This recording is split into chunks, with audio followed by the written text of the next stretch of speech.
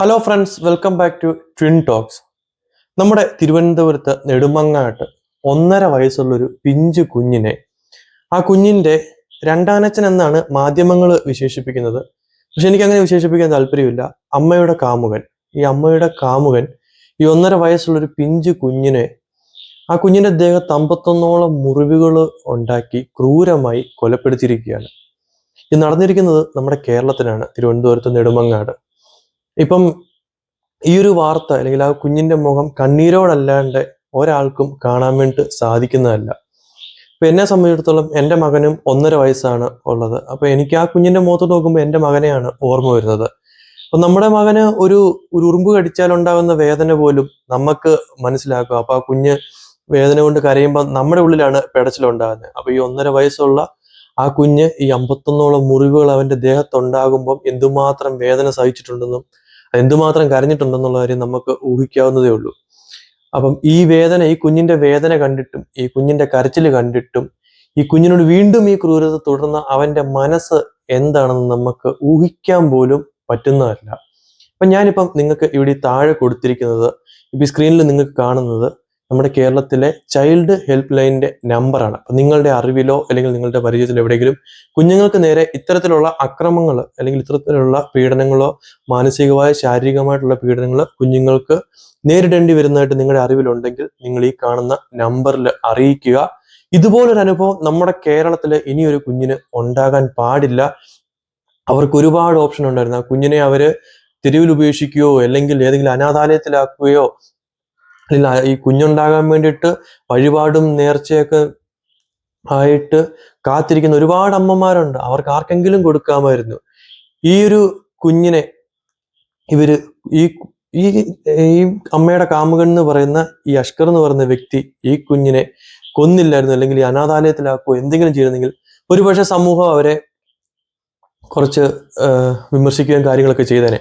പക്ഷെ ആ ഒരു വിമർശനം ഇപ്പൊ ഒരു കൊലപാതകി എന്ന രീതിയിൽ നേരിടുന്ന വിമർശനത്തിന്റെ അത്രത്തോളം വരത്തില്ലായിരുന്നു. ഇവർക്കത് ചെയ്യാൻ പറ്റും. ഇവർക്ക് ഒരുമിച്ച് ജീവിക്കണമെങ്കിൽ ഇവർക്ക് ഒരുമിച്ച് ജീവിച്ചാൽ മതിയായിരുന്നു. ആ പാവം കുഞ്ഞിനോട് ഈ ഒരു ക്രൂരത, ഇനി അവൻ ആ കുഞ്ഞിനെ കൊല്ലാൻ വേണ്ടിയിട്ട് തുനിഞ്ഞു. അങ്ങനെ തുനിഞ്ഞവൻ എന്തിനാണ് ആ കുഞ്ഞിനോട് ഇത്രയും ക്രൂരതകൾ കാണിച്ചതെന്നാണ് നമുക്കറിയാത്തത്. 51 മുറിവ് ഒരു കുഞ്ഞ് ശരീരത്തിൽ എന്ന് പറയുമ്പോൾ നമ്മുടെ ദേഹത്ത് ഒരു മുട്ടുസൂചി കൊള്ളുമ്പോൾ ഉള്ള വേദന നമുക്കറിയാൻ പറ്റും. അപ്പൊ ആ 51 മുറിവുകൾ ആ കുഞ്ഞിന്റെ ശരീരത്തിൽ ഉണ്ടാകുമ്പോൾ ആ കുഞ്ഞ് എന്തുമാത്രം വേദന സഹിച്ചെന്നുള്ള കാര്യം നമുക്ക് ചിന്തിക്കാൻ പോലും കഴിയുന്നതല്ല. ഏറ്റവും എടുത്ത് പറയേണ്ട, അവളെ അമ്മയെന്നോ സ്ത്രീയെന്നോ ഒന്നും വിശേഷിപ്പിച്ചാൽ പോരാ. അവളെ അങ്ങനെയൊന്നും വിളിക്കാൻ അർഹതയുള്ള ഒരാളല്ല അവള്. സ്വന്തം കുഞ്ഞ് ഇത്രയും പീഡനങ്ങൾ സഹിക്കുമ്പോൾ, കൺമുന്നിൽ ഇത്രയും പീഡനങ്ങൾ സഹിക്കുമ്പോൾ അത് കണ്ടില്ലെന്ന് നടിച്ച് അവളെ അമ്മയെന്നോ അവളെ ഒരു സ്ത്രീ എന്നോ വിളിക്കുന്നതിനോട് യാതൊരു അർത്ഥമുള്ളതായിട്ട് എനിക്ക് തോന്നുന്നില്ല. അങ്ങനെ കേരള സമൂഹം അവളെ വിളിക്കരുത്. പിന്നെ ഞാൻ മനസ്സിലാക്കിയത്, ഈ കുഞ്ഞിന്റെ അച്ഛൻ, ഇവള് 3 മാസം പ്രഗ്നന്റ് ആയിരുന്ന സമയത്താണ് ഈ കുഞ്ഞിന്റെ അച്ഛൻ ആത്മഹത്യ ചെയ്യുന്നത്. അതും ഇവള് കാരണം തന്നെയാണെന്നാണ് അറിയുന്നത്. ഇനി ഇവനാകട്ടെ ഇവന്റെ ആദ്യത്തെ ഭാര്യയെ ക്രൂരമായി ആക്രമിച്ച് അവരെ ഒരു കോമ സ്റ്റേജിലേക്ക് ആക്കിയ ഒരാളാണ്. ഇവന്റെ പുറകെ പോകുമ്പോൾ അതെങ്കിലും ഓർക്കായിരുന്നു, അല്ലെങ്കിൽ ഇവന്റെ ഒരു പശ്ചാത്തലം ഇതാണ്, അല്ലെങ്കിൽ ഇവനൊന്ന് ചിന്തിക്കായിരുന്നു, ഇവളോടൊപ്പം ജീവിക്കാനാണ് അവൻ തീരുമാനിച്ചെങ്കിൽ ആ കുഞ്ഞിന്റെ അച്ഛന്റെ വീട്ടിൽ നിന്നാണ്. അവിടുന്ന് ഇവർക്ക് കൂട്ടിക്കൊണ്ട് വരേണ്ട യാതൊരു ആവശ്യം ഉണ്ടായിരുന്നില്ല. അതെങ്ങനെങ്കിലും അവിടെ ജീവിച്ചു പോയേനെ. ആ കുഞ്ഞിന്റെ മുഖത്തോട്ട് നോക്കുമ്പോൾ നമുക്ക് സങ്കടം വരുവാണ്. കാരണം ഒരു യൂട്യൂബർ എടുത്തൊരു വീഡിയോ, ആ കുഞ്ഞിനെ ആയിട്ട് ഒരു യൂട്യൂബർ എടുത്തൊരു വീഡിയോ, അതാണ് ഇപ്പൊ സമൂഹ മാധ്യമങ്ങളെല്ലാം വന്നുകൊണ്ടിരിക്കുന്നത്. അപ്പൊ ആ വീഡിയോ കാണുമ്പോൾ നമ്മുടെ എല്ലാം നെഞ്ചിൽ ഒരു പെടച്ചിലാണ്. കാരണം എൻ്റെ മകനും, ഞാൻ പറഞ്ഞില്ല, എൻ്റെ മകനും 1.5 വയസ്സ് മാത്രമാണ് പ്രായമുള്ളത്. ആ കുഞ്ഞിനെ കാണുമ്പോൾ നമ്മുടെ മകനെയാണ് ഓർമ്മ വരുന്നത്. അപ്പൊ ഇനി ഇങ്ങനൊരു ക്രൂരത ഈ നാട്ടില് ഒരു കുഞ്ഞിനും ഉണ്ടാകാതിരിക്കട്ടെ. പിന്നെ മറ്റൊരു കാര്യം, കുറച്ച് ആൾക്കാര് ഈ നാട്ടുകാരെ പറ്റി ഈ വാർത്തകളിലൊക്കെ കാണുന്നതിനൊക്കെ കമന്റ് ഇടുന്നുണ്ട്. നാട്ടുകാർ ഇത് കണ്ടില്ല, പ്രതികരിച്ചില്ല. നാട്ടുകാരുടെ ഒരു സ്റ്റേറ്റ്മെന്റ് ഞാൻ പല വീഡിയോകളിലൂടെ കണ്ടതിനകത്തുനിന്ന് മനസ്സിലാക്കിയത്, നാട്ടുകാർക്ക് ഇങ്ങനെ അവിടെ നടക്കുന്ന കാര്യങ്ങളെ പറ്റി അറിയുന്നുണ്ടായിരുന്നില്ല. അപ്പൊ സ്വാഭാവികമായിട്ടും നമ്മുടെ വീട്ടിൽ നമ്മുടെ കുഞ്ഞിന് എന്തെങ്കിലും ഒരു അപകടം പറ്റി, അല്ലെങ്കിൽ കയ്യിൽ ഒരു ഒടിവ് പറ്റിക്കഴിഞ്ഞാൽ നമ്മൾ പറയുന്നതാണ് നാട്ടുകാർ വിശ്വസിക്കുന്നത്. അല്ലെങ്കിൽ കുഞ്ഞ് സൈക്കിളിൽ നിന്ന് വീണു എന്നുള്ള കളവാണ് അവള് പറഞ്ഞത്, അതാണ് ആ നാട്ടുകാർ വിശ്വസിക്കുന്നത്. അവർക്ക് അതിൽ കൂടുതൽ അതിനകത്ത് അന്വേഷിക്കാൻ പറ്റത്തില്ല, അല്ലെങ്കിൽ അവർക്ക് ഒന്നും ചെയ്യാൻ പറ്റത്തില്ല. കുഞ്ഞിന് സൈക്കിളിൽ നിന്ന് വീണ് കൈയൊടിഞ്ഞു എന്നാണ് അവള് പറഞ്ഞിരിക്കുന്നത്. അപ്പൊ അമ്മ പറയുന്നതാണ് സ്വാഭാവികമായിട്ടും നാട്ടുകാർ വിശ്വസിക്കുന്നത്. പക്ഷെ ഇത്രത്തോളം വലിയൊരു ക്രൂരത അവിടെ നടക്കാൻ പോകുന്നുള്ള കാര്യം ആ നാട്ടുകാർക്ക് ഒരു തരത്തിലും അറിവുണ്ടായിരുന്നില്ല.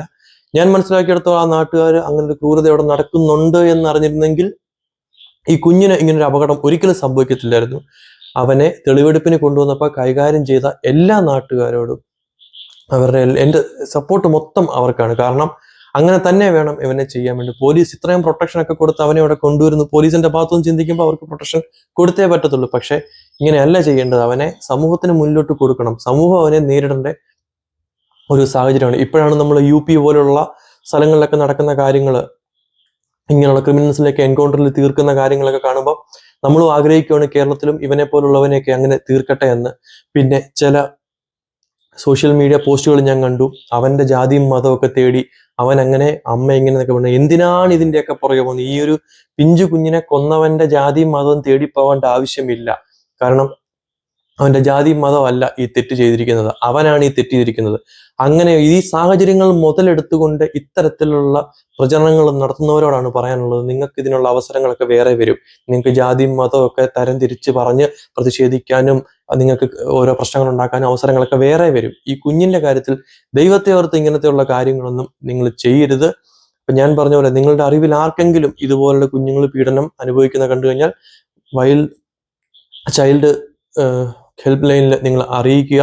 അതുപോലെ തന്നെ നിങ്ങൾക്ക് ഈ വീഡിയോ കാണുന്ന ഒരു 10 പേരെങ്കിൽ 10 പേര് നിങ്ങളുടെ മക്കൾ നിങ്ങൾക്ക് ഒരു ബാധ്യതയായിട്ട് തോന്നിയാൽ നിങ്ങൾ ഇതുപോലെ ഒന്നും ചെയ്യാണ്ടിരിക്കുക. നിങ്ങൾ ഏതെങ്കിലും അനാഥാലയത്തിൽ കൊണ്ടാക്കുക, അല്ലെന്നുണ്ടെങ്കിൽ മക്കളില്ലാത്തവർക്ക് കൊടുക്കുക. കുഞ്ഞുങ്ങളോട് ക്രൂരത കാണിക്കാതിരിക്കുക. അപ്പം നമുക്ക് വീണ്ടും കാണാം. ഇനിയും ഇതുപോലുള്ള ദുഃഖകരമായിട്ടുള്ള വാർത്തകൾ കേരളത്തിൽ ഉണ്ടാകരുത് എന്ന് പ്രാർത്ഥിക്കുന്നു.